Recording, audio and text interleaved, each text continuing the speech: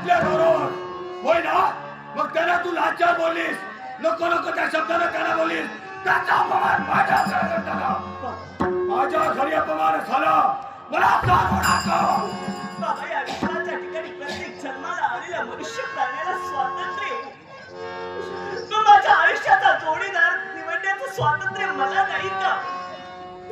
मी घननिळी, काळी सावळी मान्य आहे मला, पण जगाचा पालन करता देव सुद्धा, तो सुद्धा घननिळी आहे ना. मग त्याची तर पूजा देवकामाऱ्यात तुम्ही करता, मग मी घननिळी आहे म्हणून हा माझा दोष झाला का? बाबा, आपण मला जन्म देण्याचं कर्तव्य केलं, आतापर्यंत तर हाताच्या फोडाप्रमाणे जगला.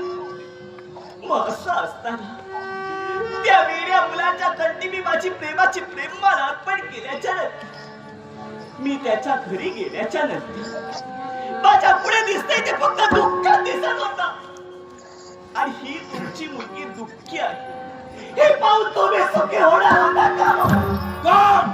मी अगं मी जन्म दिला तुला, मला पूर्ण ज्ञात आहे.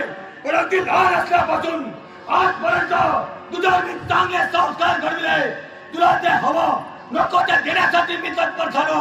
अगं चांडाळी, तुझ्यासाठी मी उपाशी सुद्धा राहिलो, वनवाणी गावामध्ये फिरलो केवळ तुझ्यासाठी.